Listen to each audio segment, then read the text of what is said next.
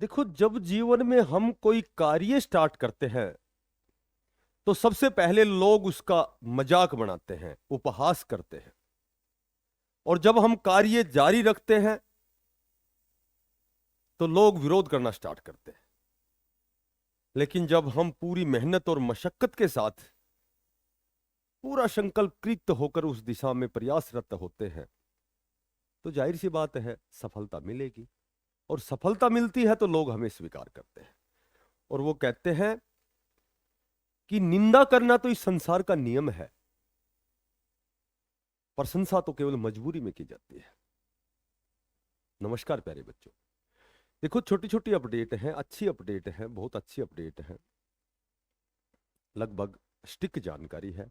सबसे पहले जो हम बात करेंगे एस्टेट के ऊपर। देखो, मैंने पहले पिछली वीडियो में भी आपको बताया था कि चूंकि डेट जो है वो तो ऑथेंटिक डेट तो नहीं कह सकते हैं, लेकिन माननीय जो एचपीएससी के जो चेयरमैन साहब हैं, उन्होंने खुद ये कहा है, मैंने खुद ये सुना है कि उन्होंने कहा है कि हमारा जो एस्टेट का जो एग्जाम की जो प्रक्रिया है वो लगभग काम हमारा कंप्लीट हो चुका है। बोर्ड के एग्जाम कंप्लीट हो चुके हैं। और उन्होंने कहा है कि लगभग 15 मई तक इसका जो बोर्ड का एग्जाम है 10वीं और 12वीं का, वो घोषित कर दिया जाएगा। और चूंकि जो एस्टेट एग्जाम की जो भी प्रक्रियाएं हैं वो लगभग कंप्लीट हो चुकी हैं, हम पूर्णतः तैयार हैं। अब वो एग्जाम आपका संभवतः अप्रैल में भी हो सकता है, मई में भी हो सकता है। पर जहाँ तक हम यदि कयास लगाएं, जब जो जैसी भी हम कंडीशन देखते हैं कि 15 मई को जब रिजल्ट आएगा उससे पहले तो मार्किंग होने में या जो और भी बहुत सी ऐसी फॉर्मेलिटीज है परिणाम से पहले की, तो वो सारी कंप्लीट होंगी। तो 15 मई के बाद आप कभी भी आपकी जो एग्जाम डेट है वो घोषित हो सकती है। ठीक है, क्योंकि फिलहाल का जो एस्टेट का एग्जाम है कितना महत्वपूर्ण है ये आप भली भांति जानते हैं, आप सभी जानते हैं कि श्योर एंड सर्टेन आपकी जेवीटी की, टीजीटी, पीजीटी की भर्ती आएंगी, रेगुलर भर्ती आएंगी। ऐसा कोर्ट द्वारा निर्देश भी दिया गया है। 21 अप्रैल को सरकार द्वारा हलफनामा भी जारी करना है, जवाब भी देना है। तो आप समझ सकते हैं कि उससे पहले जब आपका एस्टेट का एग्जाम होगा, एस्टेट के एग्जाम के बाद जब परिणाम घोषित होगा। अच्छा, मैंने एक बात और भी बताई थी आपको, कई लगभग ही वीडियो में बताई है कि ये फॉरम रीओपन होंगे। और इसका कारण तो सभी को पता है कि जो हरियाणा में जो भी एक्सपीरियंस के जो डीबीटी अध्यापक हैं, 4000 के लगभग अध्यापक गण हैं, जिनको एस्टेट्स 2027 मार्च तक पूरा करना है, पास करना है। तो समझ सकते हैं कि उनके पास केवल दो ही ऑप्शन है।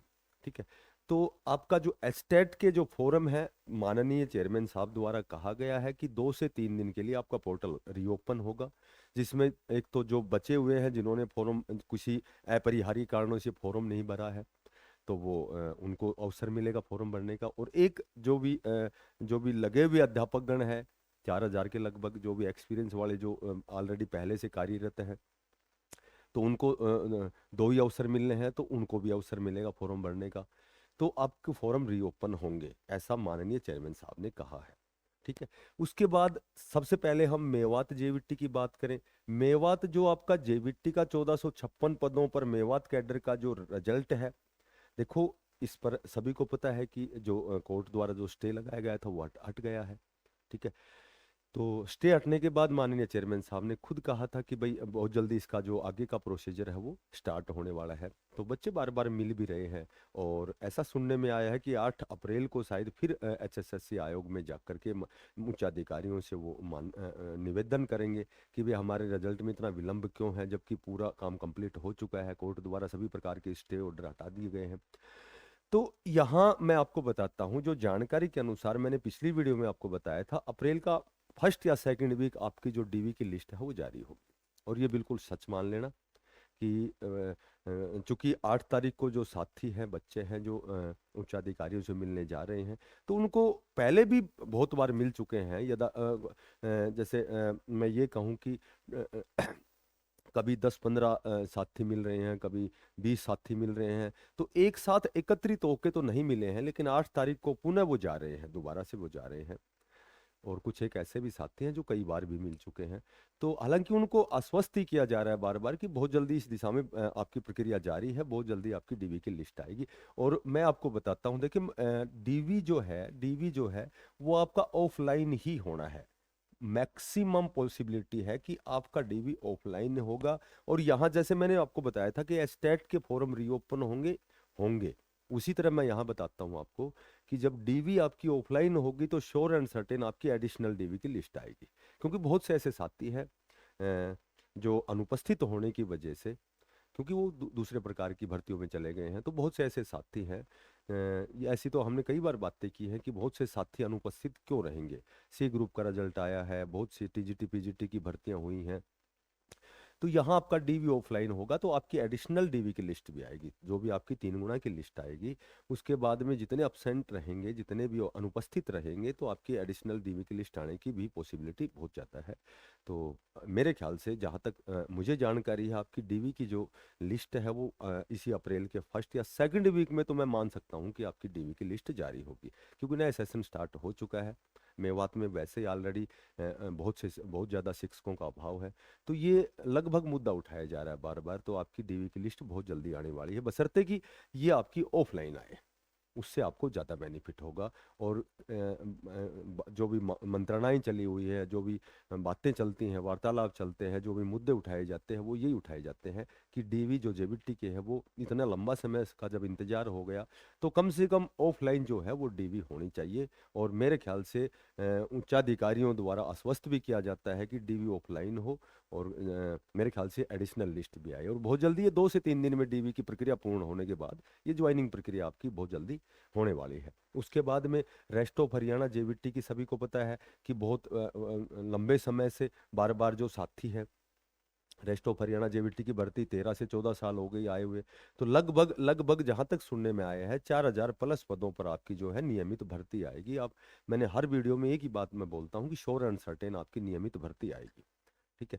और इसी वजह से आपका जो हरियाणा कौशल रोजगार निगम के तहत जो जो नियुक्तियां होनी थी, जो शॉर्ट लिस्ट के मैसेज आने वाले थे, उन पर पूर्णतः रोक लगा दी गई है, स्टे लगा दिया गया है कि पहले आपकी जो नियमित भर्ती आएगी। और ये जो भर्ती भी आपकी 21 अप्रैल के बाद, यानी कि जो एस्टेट का आपका एग्जाम होगा उसका परिणाम आएगा, उसके बाद जो सबसे पहली जो टीचिंग पदों पर भर्ती की बात करूं तो आपकी जेबीटी की ही भर्ती आएगी लगभग 4,000+ पदों पर। बहुत ज़्यादा किंतु परंतु के चक्कर में ना पड़े।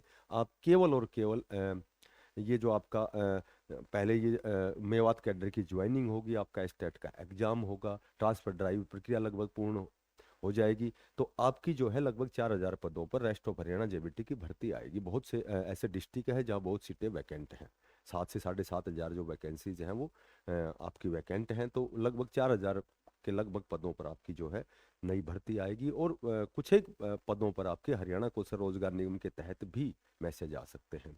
उसके बाद हम बात करें टीजीटी वेटिंग लिस्ट की, तो टीजीटी की जो वेटिंग लिस्ट है, अभी हाल ही में साथी माननीय चेयरमैन साहब से मिले हैं।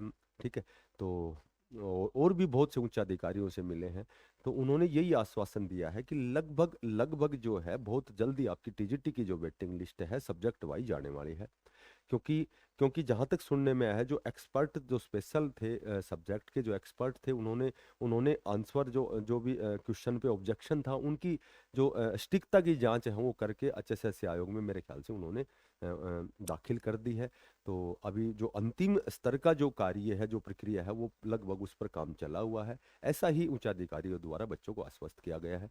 तो बहुत जल्दी आपकी टीजीटी की वेटिंग लिस्ट, क्योंकि टीजीटी में बहुत से अध्यापकों की बहुत ज़्यादा रिक्वायरमेंट है विद्यालयों में, तो यहाँ आपकी जो है टीजीटी की वेटिंग लिस्ट भी आपको बहुत जल्दी, क्योंकि समय इसलिए लग रहा है कि कुछ एक सब्जेक्ट ऐसे हैं जो रिवाइज होने हैं या नहीं होने हैं। ये फैसला, जो अंतिम फैसला है, वो HSSC आयोग द्वारा किया जाएगा कि इस सब्जेक्ट में कितने क्वेश्चनों पर ऑब्जेक्शन है, उस हिसाब से कितना रिवाइज करना पड़ेगा, कितने जो सीट वैकेंट हैं। तो इस तरह की प्रक्रिया में समय लगता है, तो थोड़ा सा समय और लग सकता है। वही मैंने पहले बताया था, अप्रैल का फर्स्ट या सेकंड वीक बताया था, तो सेकंड वीक तक आप आशा कर सकते हैं कि टीजीटी की वेटिंग लिस्ट कुछ एक सब्जेक्ट की आपको देखने को मिलेगी।